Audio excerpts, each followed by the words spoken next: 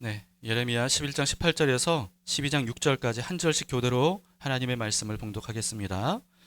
여호와께서 내게 알게 하셨으므로 내가 그것을 알았나이다. 그때 주께서 그들의 행위를 내게 보이셨나이다.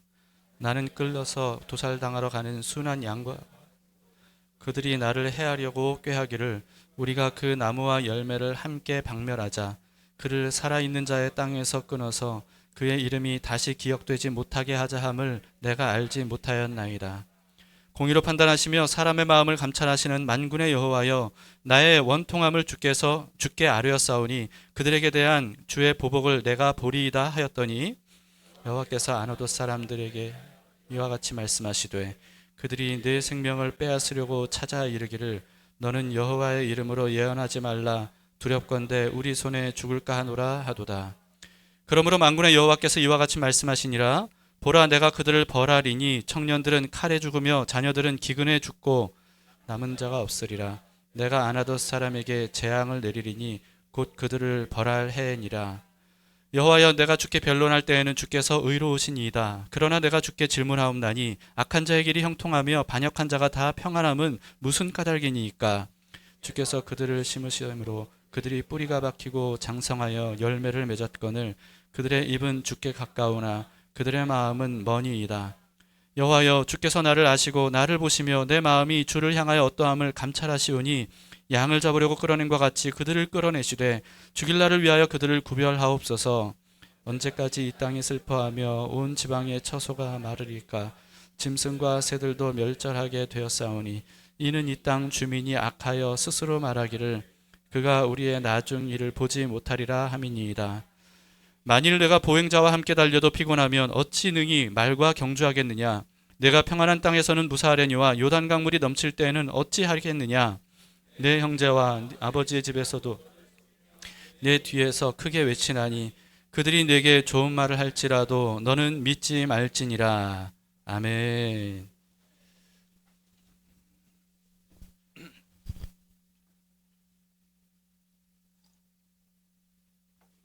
오늘 본문은 우리가 읽었다시피 예레미야의 개인적인 아픔과 번민, 그거에 대한 기록입니다. 하나님께서 예레미야에게 충격적인 사실을 알려주셨다는 거예요. 그게 뭐냐 하면 예레미야를 죽이려고 하는 사람들이 있다는 거죠. 그 사람들이 어떤 사람입니까? 자, 11장 21절을 보시면요. 여호와께서 아나돗 사람들에 대하여 이와 같이 말씀하시되 그들이 내 생명을 빼앗으려고 찾아 이르기를 너는 여호와 이름으로 예언하지 말라. 두렵건대 우리 손에 죽을까 하노라 하도다. 자, 예레미야를 죽이려고 하는 사람들이 어떤 사람들입니까? 아나돗에 사는 사람들이에요. 그런데 여러분, 아나돗에 사는 사람들이 어떤 사람들이냐면요, 제사장 가문입니다. 그리고요, 예레미야의 고향도 아나돗이에요. 예레미야도 제사장 출신입니다.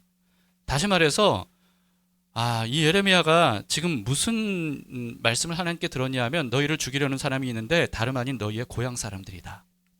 이렇게 말씀을 하신 겁니다. 그러니 여러분, 이 사실을 알게 된 예레미야의 그 마음이 얼마나 충격이고 아픔이고 고통이었겠어요. 이들은 그 제사장 가문이에요. 하나님 앞에 제사를 드리는 사람들입니다.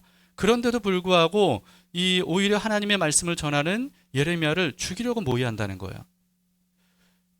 이 고향 사람들이면 오히려 예레미야를 보호해주고 적극적으로 지지를 해줘야 될 텐데 그게 아니라 오히려 이 예레미야를 제거하려고 한다는 거죠.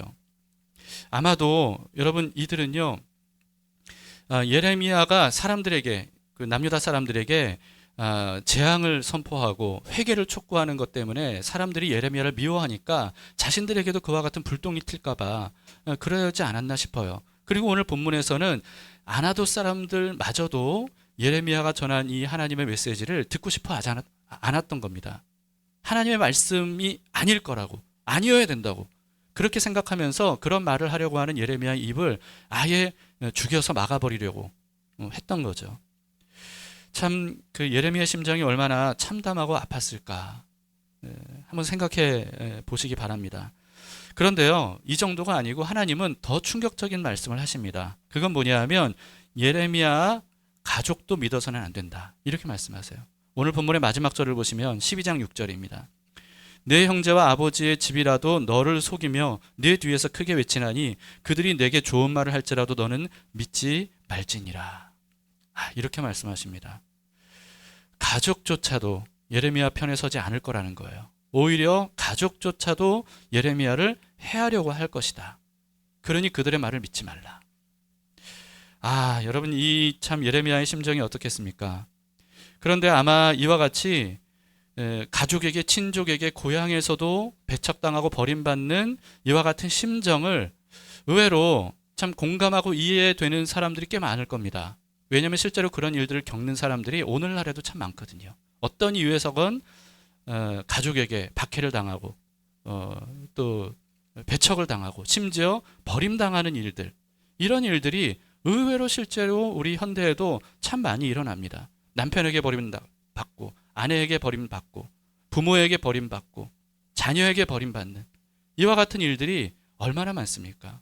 친족들에게 버림을 받는 이와 같은 일들이 오늘날에도 굉장히 많죠. 그래서 아마 이 예레미야의 심정을 가슴 깊이 아픔으로 공감하는 사람들이 꽤 있을 겁니다. 그런 고통과 아픔을 누가 알겠어요? 겪어보지 않은 사람은 알 수가 없겠죠. 그런데 그 모든 아픔을 다 아시는 분이 계시죠? 예수님이십니다. 예수님도 그와 동일한 아픔을 겪으셨거든요. 예수님도 고향 사람들에게 배척을 당하셨잖아요. 심지어 고향 사람들이 예수님을 죽이려고 했었습니다. 예수님께서 고향 나사렛에서 안식일을 맞이해서 회당에서 말씀을 전할 때 이사야 말씀을 전하시고 그 말씀이 너희에게 성취되었다, 이렇게 선언하셨습니다. 그런데 이와 같은 말씀에 나사렛 사람들은 오히려 예수님의 이 가족들을 들먹이면서 그러면서 예수님을 배척했어요. 여기에 대해서 예수님께서 이런 말씀을 하셨죠. 누가복음 4장 24절에 또 이르시되 내가 진실로 너희에게 이르노니 선지자가 고향에서는 환영을 받는 자가 없느니라.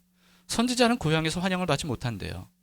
참 예레미야도 그랬잖아요. 예레미야뿐만 아니라 많은 선지자들이 진짜 그랬습니다. 고향에서 본인의 나라 민족에서도 환영을 받지 못했습니다. 이게 선지자가 겪을 수밖에 없는 비애인 것 같습니다. 예수님도 그랬어요. 이어서 예수님은요, 그와 같이 자신을 배척하는 고향 사람들에게 뭐라고 말씀하셨냐면 엘리야와 엘리야 시대 때도 그랬다라고 하는 거예요. 엘리야와 엘리사가 그 고향 사람들 그리고 동족들에게서는 배척을 당했다. 그러다 보니까 오히려 이방의 사렙다 과부와 나아만 장군만이 그 당시에 하나님의 은혜를 입지 않았느냐. 하나님께서는요, 구약 성경에 기록된 사실이 있는 그대로만 말씀을 하셨을 뿐입니다. 그런데 이 말을 들은 나사렛 사람들이 분노했어요. 이스라엘을 폄하하고 그리고 이방인들을 높였다는 이유로 예수님께 분노합니다. 그리고는 멱살을 잡고 질질 끌고 가서 낭떠러지에 밀어서 죽이려고 했어요. 여러분, 예수님의 마음이 얼마나 아팠겠어요. 다름 아닌 고향 사람들이, 어릴 때부터 함께 지내왔던 사람들이 자신의 성경 있는 그대로를 전했을 뿐인데 그것에 대해서 분노하면서 끌고 가서 던져 죽이려고 한 이 사실이 예수님에게는 얼마나 큰 고통과 아픔이었겠습니까? 예수님은요, 고향 사람들에게 뿐만 아니고요, 가족들에게도 배척을 당하셨습니다. 예수님에 대한 복음서를 보면 예수님의 동생들이 예수님을 믿지 않았어요. 그래서 예수님이 사역을 하면서 여기저기 다니실 때 우리식으로 말하자면 도시락 싸들고 말렸어요. 도시락 싸들고 다니면서 말렸어요. 제발 그러지 말라고. 심지어 친족들은요, 예수님에 대해서 뭐라고 사람들에게 얘기했냐면 미쳤다, 이렇게 얘기했어요. 미쳤다. 고향 사람들, 친족 사람들이. 그리고는 예수님이 활동을 하지 못하도록 잡아 가두려고 했습니다. 그러니까 예수님께서 하시는 말씀을 하나님의 말씀으로 들으려고 하지 않았고, 그리고 예수님께서 여기저기 다니면서 많은 사람들에게 놀라운 일들도 행하셔서 박수도 받았지만, 그러나 수많은 사람들이 예수님을 배척하면서 예수님에 대한 여론이 좋지 않으니까 고향 사람들인 자신들에게도 어떤 그런 예수님의 무리를 일으키는 말과 행동들 때문에 자신들이 수치를 당하고 불이익을 당할까봐 염려해서 예레미야의 고향 사람들과 같은 마음이죠. 그러니까 그래서 예수님을 미쳤다고까지 얘기를 하면서 활동을 하지 못하게 하는 이와 같은 일들이 있었습니다. 그러니 여러분, 예수님은 가족과 친족들에게도 배척을 당하는 아픔을 직접 겪으셨어요. 그래서 그런지 예수님이 뭐라고 말씀하셨냐면 진짜 가족은 나의 혈육이 아니다. 이렇게 말씀하셨어요.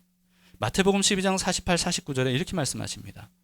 말하던 사람에게 대답하여 이르시되 누가 내 어머니이며 내 동생들이냐 하시고 손을 내밀어 제자들을 가리켜 이르시되 나의 어머니와 나의 동생들을 보라.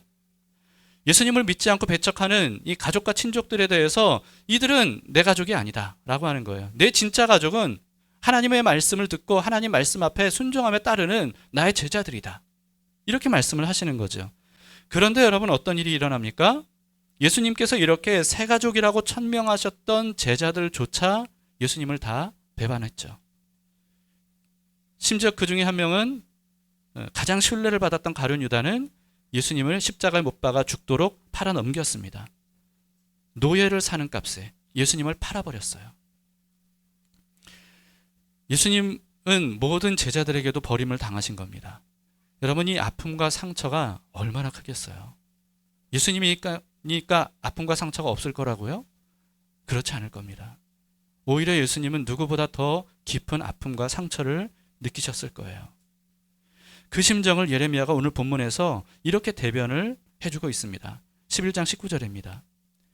나는 끌려서 도살당하러 가는 순한 어린 양과 같으므로. 누가 생각이 납니까? 어느 말씀이 생각이 나요? 이사야서 53장에 예수님에 대한 그 내용이 생각이 나죠. 근데 예레미야가 바로 그와 같다는 거예요. 본인이 바로 그와 같다는 거예요. 그들이 나를 해하려고 꾀하기를 우리가 그 나무와 열매를 함께 박멸하자. 그를 살아있는 자의 땅에서 끊어서 그의 이름이 다시 기억되지 못하게 함을 내가 알지 못하였나이다. 알지 못했는데 이것을 이제 하나님이 알려주셔서 알게 되었다는 거죠. 그래서 여러분 예레미야는요.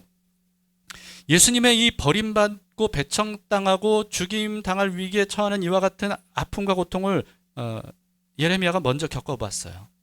그래서 예레미야는 예수님의 심정을 알아요. 그리고 예수님은 예레미야의 심정을 압니다. 그래서 선지자는 하나님의 심정을 대변하는 사람이라는 거예요. 여러분 그렇기 때문에 예수님은요. 가족과 친족에게 버림받은 아픔과 상처, 고통을 누구보다 잘 아시는 분입니다. 그래서 그와 같은 아픔과 상처에 대해서 고통하고 신음하는 사람들을 체휼하실 수 있는 분이세요. 같이 아파하시면서 그들을 긍휼히 여기시고 감싸 안으시고 고쳐주시는 분이라는 거죠. 우리는 누구도 알지 못하는 고통과 아픔을 겪으면 그러면 사람들에게 더 많은 상처와 또 실망을 하게 됩니다. 아, 나를 이해해주고 나를 아는 사람은 아무도 없구나. 이렇게 생각하면서 정말 극한 외로움과 고통과 나를 이해하지 못하는 사람들의 말 한마디 한마디에 더 큰 상처를 받을 때가 있어요. 그러나 여러분 기억하세요. 사람들은 나를 이해하지 못해도 하나님은 나를 이해하십니다. 나의 그 깊은 아픔과 속사정을 주님은 다 아셔요. 아시는 게 주님이 머리로만 아시는 게 아니에요. 예수님께서 직접 겪으셨어요. 그렇기 때문에 그것을 같은 고통과 같은 아픔으로 체휼하시면서 안아주시고 위로하시고 싸매주시고 채워주시는 분이십니다. 그렇기 때문에 사람들에게 실망을 했다 할지라도 여러분 더 이상 내가 위로받을 곳이 없다라고 생각하지 마시고 예수님에게 나아가시기 바라요. 예수님께 토로하시기 바랍니다. 그러면 예수님께서 다 아신다는 것. 아, 예수님은 나를 아시는구나. 내 마음을 아시는구나. 이 고통을 아시는구나. 그 주님 앞에 모든 마음을 털어놓을 때 주님께서 유일한 위로와 안식과 치유자가 되실 겁니다. 그런데 예수님은 이런 말씀을 하셨어요. 마지막 때가 되면 가족에게조차 버림받는 이 일들이 앞으로 더 많이 일어나게 될 것이다.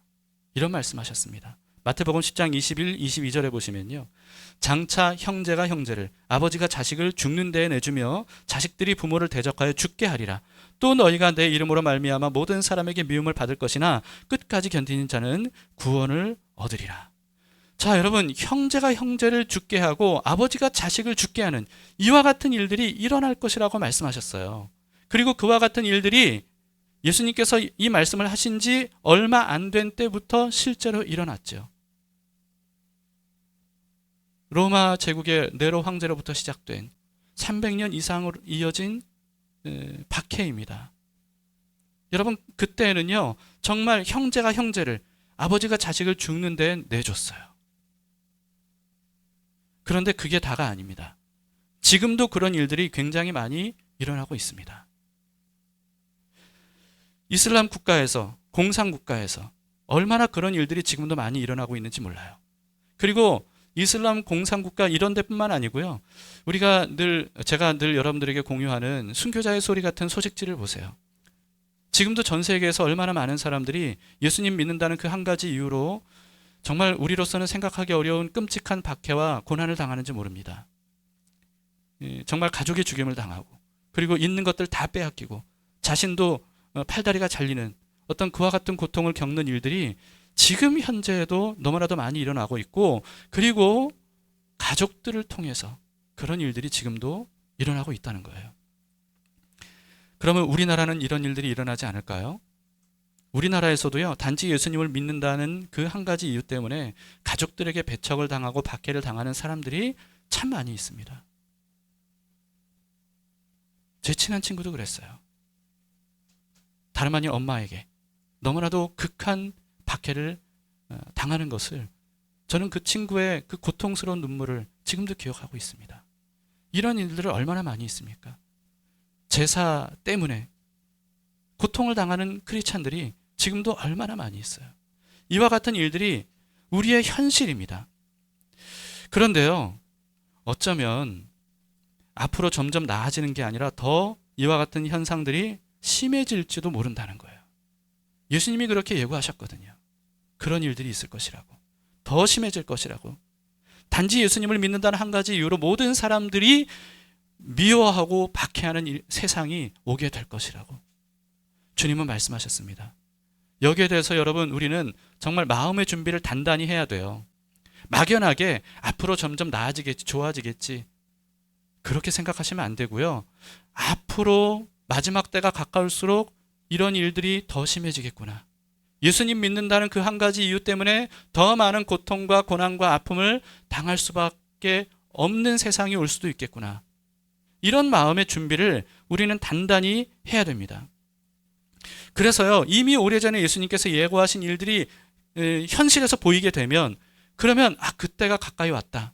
예수님께서 말씀하신 그때가 바로 지금이구나 라고 하는 마음으로 정말 깨어서 현실에 굴하지 않고 끝까지 그 현실을 이기고 견디고 승리해야 되는 거죠. 인내하고 연단을 받아서 소망이 이루어지는 것을 볼 날이 얼마 남지 않았다는 사실을 보면서 우리는 끝까지 견디고 이겨내야 됩니다. 그러면 예수님은 그런 사람이 구원을 얻을 것이라고 이렇게 말씀하셨어요. 여러분, 그러니까 예수 믿는다는 그 한 가지 때문에 세상에서 박해를 당하고 고난을 당할 때, 심지어 가족들에게 말로 다 할 수 없는 상처와 아픔을 당할 때에도 이상한 일 당한 것처럼 여기지 마시기 바랍니다. 마음의 준비를 하셔야 돼요. 우리나라라고 해서 안전한 나라가 아닐 수도 있습니다. 세상은 지금 급변하고 있어요. 어떻게 변할지 몰라요. 좋아지겠지, 나아지겠지라고 낙관적으로만 생각할 것이 아니라 주님이 말씀하신 마지막 때가 가까울수록 더 나빠질 것이다 라고 하는 그와 같은 예견을 가지고 우리가 미래를 대비해야 됩니다. 마음을 굳건히 하시기를 바랍니다. 예레미야는 이어서요, 자신의 해결되지 않은 마음속 깊은 질문 하나를 꺼내서 하나님께 던집니다. 12장 1절입니다. 여호와여, 내가 주와 변론할 때에는 주께서 의로우시니이다. 그러나 내가 주께 질문하옵나니 악한 자의 길이 형통하며 반역한 자가 다 평안함은 무슨 까닭이니까? 예레미야가 지금 어떤 얘기를 하고 있는 거예요? 하나님은 의로우신 분 아니십니까? 그런데 이 세상에 악한 사람들이 왜 이렇게 형통하고 왜 이렇게 편안하게 잘 사는 겁니까? 라고 하는 거예요. 여러분, 이 질문은요, 예레미야만 던진 질문이 아닙니다.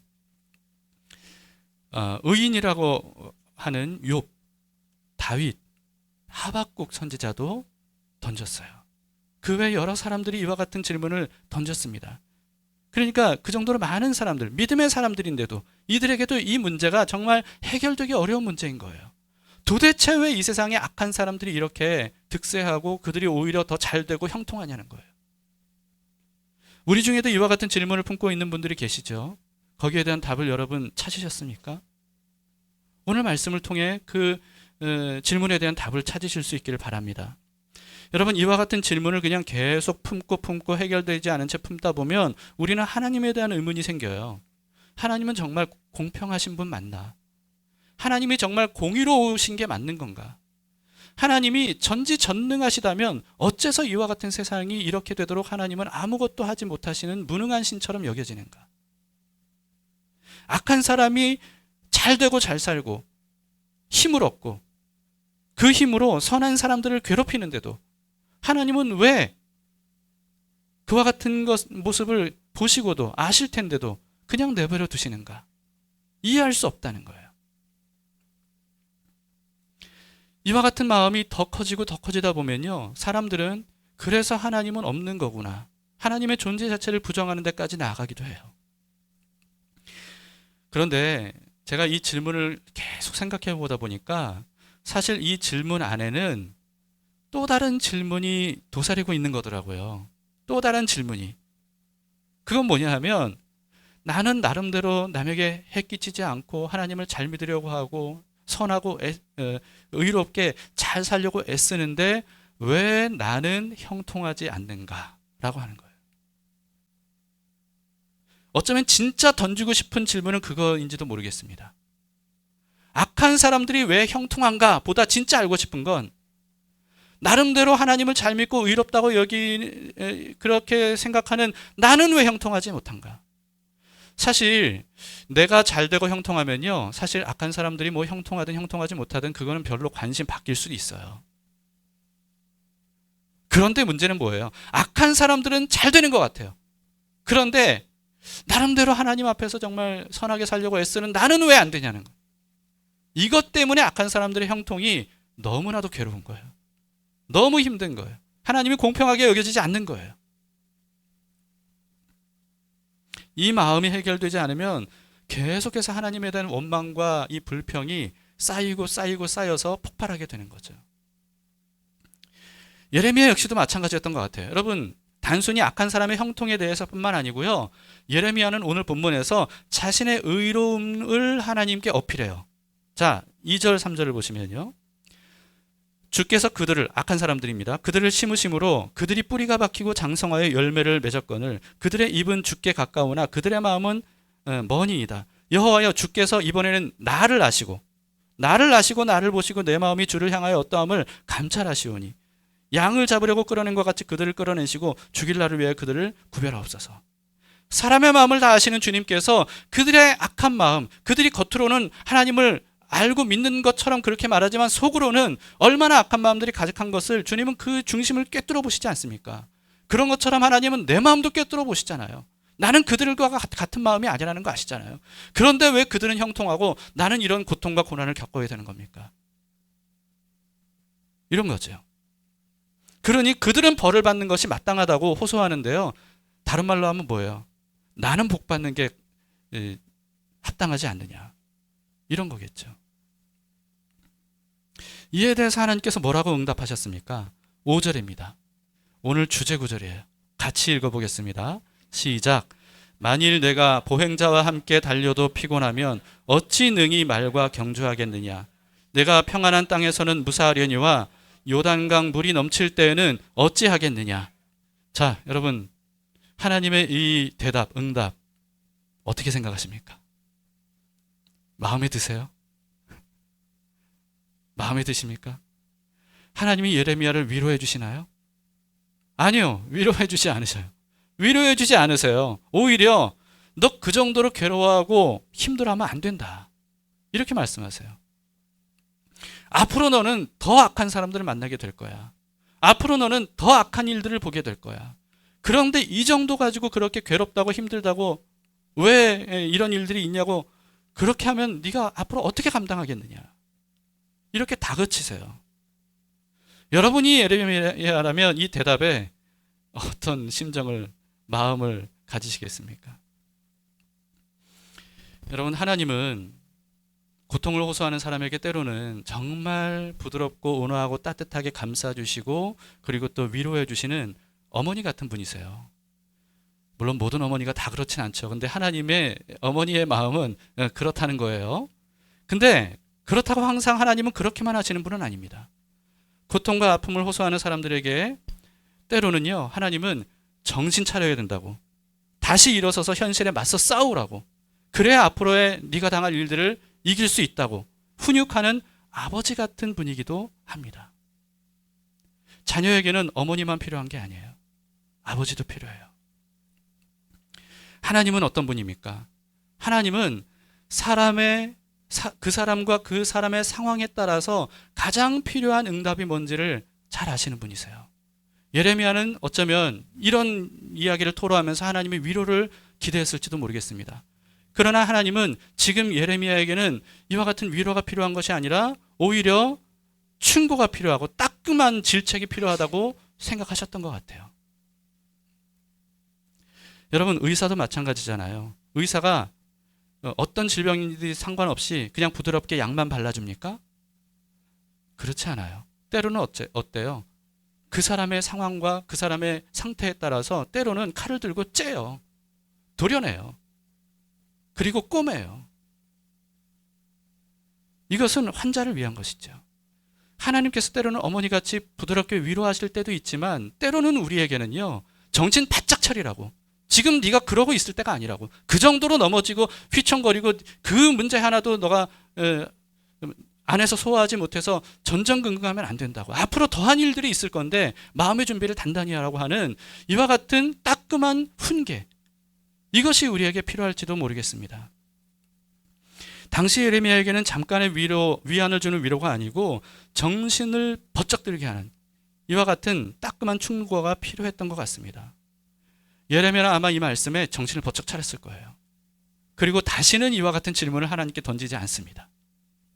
그 덕분에 예레미야가 사역한 세월 40여 년 기간 동안 예레미야는요, 죄와 악이 가득한 남유다 백성들을 향해서 뒤로 물러서지 않고 앞서 나아가면서 어떤 일들이 있더라도 그 모든 것들을 극복하고 이기면서 하나님의 말씀을 전할 수 있었던 거예요. 하나님은 예레미야에게뿐만 아닙니다. 고난의 대명사인 욥에게도 마찬가지였어요. 욥기를 보면 계속해서 욥이 고통스러운 하소연을 합니다. 친구들이 여러 조언들을 하지만 그거 다 틀렸다는 거예요. 하나님이 나에게 말씀해 달라는 거예요. 하나님이 제발 나에게 응답해 주시라는 거예요. 그 모든 하소연을 끝까지 다 들으신 하나님께서 마침내 욥에게 나타나셨죠. 그런데 여러분, 욥에게 어떻게 대답하셨어요? 한마디도 위로하지 않으셨어요. 한마디도 위로하지 않으셨습니다. 오히려 욥이 절대로 대답할 수 없는 질문들을 엄청나게 쏟아부으셔요. 네가 이걸 아느냐? 내가 이런 일 할 때 너는 거기 있었느냐? 네가 이걸 본 적이 있느냐? 이런 일들이 일어나는 것을 네가 이해할 수 있느냐? 납득할 수 있느냐? 이와 같은 말씀들을 정말 쏟아내셨어요. 하나님은 그로 인해서 하나님이 하시는 모든 일들을 욥이 절대로 다 알 수 없고 다 이해할 수 없다는 사실을 욥 앞에 직시하도록 그렇게 만들어 놓으셨습니다. 많은 사람들은 욥기를 보면서요, 하나님이 정말 너무하신다고 이렇게 얘기를 합니다. 여러분들도 아마 그런 생각이 드셨는지 모르겠어요. 하나님은 정말 너무하신다. 이렇게 엄청난 고난을 당하고 역경을 당하는, 그리고 그 고난을 하나님이 허락하셨잖아요. 우리는 욥기의 앞부분을 알잖아요. 욥은 몰라도 우리는 알잖아요. 그런 고통과 고난을 억울하게 당하는 욥에게 좀 더 따뜻하게 감싸 안아주시고 위로해 주셨어야 되는 거 아니냐, 이렇게 말해요. 그리고 또 어떤 사람은, 제가 그런 얘기도 들었습니다. 하나님이 사실은 욥에게 사과하셨어야 된다. 사과하셨어야 된다 하는 거예요. 하나님이 그런 고난을 허락하셨으니까 욥이 이렇게 잘못이 없는 욥이 고난을 당한 건데 하나님이 사과하셨어야 되는 거 아니냐. 자, 그런데 여러분, 사실 이와 같은 생각들이 얼마나 주제넘은 생각입니까? 마치 내가 하나님보다 욥을 더 사랑하는 것처럼 생각하는 거 아니에요? 마치 내가 하나님보다 욥의 심정을 더 깊이 공감한다고 생각하는 거 아닙니까? 마치 내가 하나님보다 욥에게 그 당시 더 필요한 것이 뭔지를 더 잘 아는 것이라고 생각하는 거 아닙니까? 여러분, 하나님은 욥에게 필요한 게 뭔지를 아셨어요. 그래서 욥에게 위로보다는 오히려 질문들을 쏟아내신 겁니다. 너의 무지함과 무능함을 네 스스로 직면할 수 있어야 된다 라고 하는 거예요. 하나님의 응답을 들은 욥은 어떤 반응이었습니까? 더 깊은 상처와 아픔을 겪었나요? 하나님마저도 나를 이렇게 생각했나요? 하나님께 원망과 불평을 쏟아냈습니까? 아닙니다. 오히려 욥은 하나님 앞에서 대답을 듣고 기뻐했어요. 욥이 듣고 싶었던 대답은 한마디도 듣지 못했습니다. 그러나 자신도 몰랐던 진짜 필요한 대답을 하나님께 들었던 거예요. 욥은 기뻐했어요. 그리고 하나님이 말씀하신 대로 자신의 무지와 무능을 돌아보며 회개하면서 이렇게 고백했습니다. 욥기 42장 5절 6절이죠. 내가 주께 대하여 귀로 듣기만 하였사오나 이제는 눈으로 주를 배움나이다. 그러므로 내가 스스로 거두어드리고 티끌과 제 가운데서 회개하나이다. 욥이 회개한대요, 하나님께. 욥은 그동안 하나님에 대해서 듣기만 해서 하나님은 이런 분이다 라고 하는 것을 듣기만 해서 알았다는 거예요. 그런데 이 고난을 통해 하나님이 말씀하시는 그 질문들을 다 듣고 비로소 하나님을 마치 눈으로 배우는 것처럼 생생하게 주님을 만났다고 기뻐합니다. 욥은 어떤 사람이었습니까? 그 율법을 정말 철저히 지키는 사람이었어요. 정말 철저히 지키는 사람이었습니다. 그런데요, 그건 다른 말로 하면 뭐냐 하면요, 욥이 정말 최선을 다해서 율법을 철저히 지켰지만 그건 다른 말로 하면 자기 노력으로 자신의 인생을 살 수 있다고 생각했다는 거예요. 그런데 이 많은 고통과 고난, 역경을 통해 그리고 또 하나님의 수많은 자신은 절대로 대답할 수 없는 질문들을 통해 깨달은 게 뭐예요? 내 힘으로, 내 능력으로, 내 노력으로, 내 지혜로는 절대로 이 세상을 살 수가 없구나. 나는 나를 구원할 수 없구나. 율법적 행위만으로는 안 되는 거구나. 이것을 깨달은 겁니다. 그리고는 하나님이 나에게 필요하구나. 하나님과의 만남이 필요하구나. 하나님에 대해 듣는 것만으로는 안 되고 주님과 동행하고 주님 손 붙잡고 주님의 이끌림을 받아서 하루하루 살아가는 그와 같은 삶의 동행이 필요하구나. 나는 내가 모르는 이 세상을 내가 살 수 있다고 생각한 것이 무지의 소치였구나 하는 것을 깨닫고 하나님께 오히려 회개했던 겁니다. 그 덕분에 욥은요, 끝까지 그 고통을 견딜 수 있었어요. 그리고 마침내 하나님께서 욥의 인생을 완전히 역전시켜 주시는 것을 볼 수 있었던 거죠. 욥뿐만이 아닙니다. 오랜 세월 말로 닿을 수 없는 고난을 겪었던 다윗도 마찬가지였어요. 다윗의 시 37편 보시겠습니다. 1절 2절. 악을 행하는 자들 때문에 불평하지 말며 불의를 행하는 자들을 시기하지 말지어다. 그들은 풀과 같이 속히 배임을 당할 것이며 푸른 채소같이 쇠잔할 것이미로다. 여러분, 다윗이 어떻게 이런 시를 쓸 수 있었겠습니까? 다윗 스스로가 얼마나 많은 질문을 던졌겠어요. 왜 악한 사람들이 형통합니까? 반면에 하나님을 잘 믿고 섬기는 믿음의 사람들, 의로운 사람들이 왜 고통을 당합니까? 이런 질문을 다윗이 얼마나 많이 던졌겠어요. 본인 스스로가 그런 고난을 당했거든요. 다윗은 어릴 때부터 하나님과 함께 살았어요. 하나님과 동행했어요. 그리고 심지어는요, 이스라엘이 블레셋에 의해 그 전쟁에서 져서 완전히 점령당할 수도 있는 그런 상황에서 골리앗을 무너뜨리고 블레셋에게서 이스라엘을 구원하는 영웅이었습니다. 다윗이 잘못한 게 하나도 없었어요. 그런데 단지 사울 왕이 그 다윗을 시기한 것 때문에, 그 시기한 마음 때문에 청춘을 도망자로 살았어요. 집도 떠나고 도망 다니며 살았어요. 심지어는 자신이 죽인 블레셋, 그 골리앗의 나라 블레셋에까지 목숨 걸고 숨어 들어갈 수밖에 없는 그와 같은 처절한 인생을 살았습니다. 그와 같은 다윗에게 얼마나 많은 질문들이 있었겠어요. 왜 형통한 악한 사람들은 형통하고 하나님을 섬기는 나는 이런 고통을 당해야 됩니까? 다윗이 이와 같은 시를 지을 수 있었던 이유는 하나님의 응답을 이렇게 들었기 때문일 겁니다. 악을 행하는 자들 때문에 불평하지 말라. 불의를 행하는 자들을 시기하지 말라 하는 거예요. 그들의 결말을 내가 너에게 미리 알려주겠다. 그들은 망하게 될 것이다. 그런데도 악인들의 형통이 부러우냐? 너의 고난이 그런데도 억울하냐? 라고 하는 거예요. 다윗이 그 오랜 세월을 이기며 견딜 수 있는 이유는 하나님의 위로 때문이기도 하겠지만 하나님의 훈육 때문이었을 겁니다.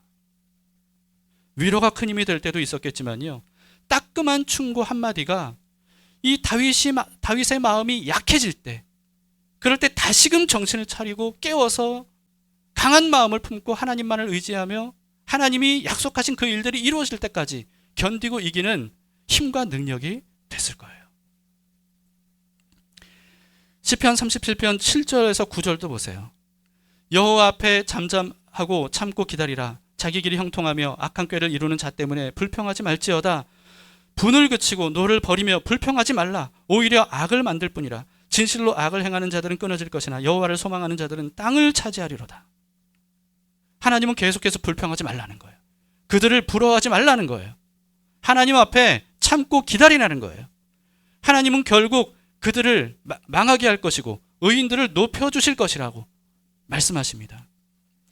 그러니 여러분, 현재의 상황으로 모든 것을 판단해서는 안 됩니다. 현재의 악인들이 잘 되는 것처럼 보여도 그걸 부러워해서는 안 된다는 거예요. 불평해서는 안 된다는 거예요. 여러분, 이와 같은 마음을 우리가 방치하고 살면은요, 그러면 악을 만들 뿐이라고 말씀하십니다. 이스라엘 백성들이 그랬잖아요. 이스라엘 백성들이 얼마나 놀라운 은혜로 출애굽의 구원을 얻었습니까? 그런데 이들은 계속해서 이집트인들을 부러워했어요. 우리가 이 광야로 나오지 않고 이집트에 있었다면 그들처럼 이렇게 살았을 텐데. 그들이 광야에서 다 죽은 이유가 뭡니까? 그 불평, 원망, 그리고 다른 이집트인들을 부러워하는, 악인들의 형통을 부러워하는 그와 같은 마음 때문이었습니다. 여러분, 그런 마음을 방치해서는 안 돼요. 불평하지 마시기 바랍니다. 악인들의 형통과 의인들의 고난을 보면 하나님이 정말 손 놓고 계신 것처럼 여겨질 때가 있어요. 하나님 도대체 뭐 하시는 건지. 그러나 여러분, 하나님은 지금도 우리가 상상조차 할 수 없을 정도로 많은 일들을 하고 계십니다. 우리는 때로 이런 생각을 해요. 내가 하나님이라면 이렇게 안 할 텐데. 악한 사람들이 뭔가 악을 저지르면 그 즉시 그냥, 이게 우리가 원하는 거죠. 그 즉시 번개를 내려서 그냥. 그래서 다른 사람들도 감히 그런 악을 저지르지 못하도록 아예 그냥 싹을. 우리는 그렇게 생각해요. 그게 옳을 것 같죠? 그게 좋을 것 같죠? 브루스 올마이티라고 하는 영화, 여러분 보신 분들도 다시 한번 보시고요. 안 보신 분들은 꼭 보시기 바랍니다. 정말 재밌는 영화이면서 정말 많은 것들을 깨닫고 느끼게 해줘요. 브루스라고 하는 주인공이 하나님께 원망과 불평을 쏟아내요. 나는 왜 이렇게 안 되고 저 인간은 왜 저렇게 잘 되냐고. 막 원망과 불평을 쏟아내요. 그 브루스에게 하나님이 나타나셔요. 그리고는 그럼 네가 한번 해봐라. 그러면서 전능한 힘을 부여하면서 하나님 역할을 대신하게 해요. 그 결과 어떻게 됩니까? 엉망진창이 돼요. 자기 인생도 전능한 힘을 받았는데 엉망진창이 돼요. 자기 인생도 엉망진창이 될 뿐만 아니고 전 세계가 혼돈과 혼란이 휩싸여 버립니다. 그러면서 브루스가 비로소 알게 되죠. 아, 하나님이 그동안 왜 내가 원하고 바라는 대로 안 하셨는지 그거를 알게 되는 거예요. 그리고는 자신은 자신으로서 삶을 어떻게 살아야 되는지를 깨닫게 되죠. 그리고 하나님은 하나님께서 하시는 일들을 하시도록 그렇게 다시 맡겨요. 우리가 다 이해하지 못해도요, 하나님께는 다 이유가 있는 겁니다. 악인의 형통에 대해 불평하거나 부러워하지 마세요. 의인의 고난에 대해, 사실은 의인의 고난보다 우리가 관심 있는 건 뭐예요? 내 고난에 대해. 내 고난에 대해 더 이상 억울해하거나 불평하지 마시기를 바랍니다. 하나님께서 손 놓고 계셔서 그런 일들이 일어나는 게 아닙니다. 세상이 악하기 때문이에요. 하나님 때문이 아닙니다. 의인이 세상에서 고난을 받고 악인들이 세상에서 형통한 이유가 뭔지 아십니까? 이 세상이 악의 편에 있기 때문이에요. 악의 나라이기 때문에 그래요. 사탄이 지배하는 세상이 되었기 때문에 그래요. 그렇기 때문에 악인들은 점점 더 힘을 얻게 됩니다. 반면에 그와 같은 악이 가득한 세상에서 의인들은요, 고난과 역경을 당할 수밖에 없어요. 이 사실을 깨달은 사람들은 오히려 악한 세상에서 고난을 당할 때, 예수님 믿는다는 이유로 고난을 당할 때 그것을 영광스럽게 여겼어요. 왜냐하면 나는 이 악한 세상에 속한 사람이 아니라는 것이 확실해졌기 때문입니다. 성경은 마지막 때가 어떨지를 우리에게 알려주고 있습니다. 세상에는 죄와 악이 점점 더 가득해질 것이라고. 앞서 말한 것처럼 심지어 형제가 형제를 죽는데, 아버지가 자식을 죽는 데 내어주는 그런 세상이 될 것이라고. 세상은 점점 사랑이 식어질 것이라고. 악인들이 힘을 얻는 세상이 될 것이라고. 그렇게 성경은 우리에게 알려주고 있습니다. 그래서 의인들은 더 억울하고 원통한 일들을 당하는 세상이 될 것이라고 말씀하셨어요. 노아의 때를 보면 알 수 있다고 말씀하셨죠. 노아의 때. 예레미야의 때도 그랬습니다. 예레미야의 때도. 의로운 예레미야는 고통을 당했어요. 그러나 악한 사람들은 더 힘을 얻고 더 잘 되는 것처럼 보였어요. 그러나 마지막 때가 되면 완전히 뒤바뀌는 것을 보게 될 것이라고 하나님이 말씀하십니다. 여러분, 그렇기 때문에 우리는 마음의 준비를 단단히 해야 됩니다. 그날이 올 때까지 웬만한 일에는 끄떡도 하지 않는, 어떤 일에도 견딜 수 있는 그와 같은 담대함을 우리는 마음속에 장착해야 돼요. 오히려 예수님 믿는 사람은 이 세상에서 고통과 고난을 당하더라도 하나님이 주시는 그 기쁨, 은혜, 그걸로 인해 감사와 찬양을 돌릴 수 있는 사람들이 되어야 됩니다. 세상은 사탄이 지배하는 세상이지만 나는 하나님의 다스리심을 받고 하나님의 나라가 내 안에 임하셨다는 그 사실로 우리는 기뻐하며 감사할 수 있는 그와 같은 삶을 살아가야 되는 거예요. 철없는 어린아이처럼 그저 안아주고 위로해주기만을 바라서는 성장할 수 없고요. 그리고 세상을 이길 수 없습니다.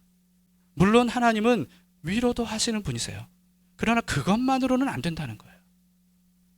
비록 내 힘으로는 여전히 말과 경주할 수 없고 강물의 범람을 감당할 수 없지만 하나님이 나와 함께 하시면 아무 문제 없고 아무 두려울 게 없다는 이 믿음이 우리에게 필요합니다. 하나님은 오늘 우리에게 위로의 말씀보다는 질책의 말씀을 하시는 것 같아요.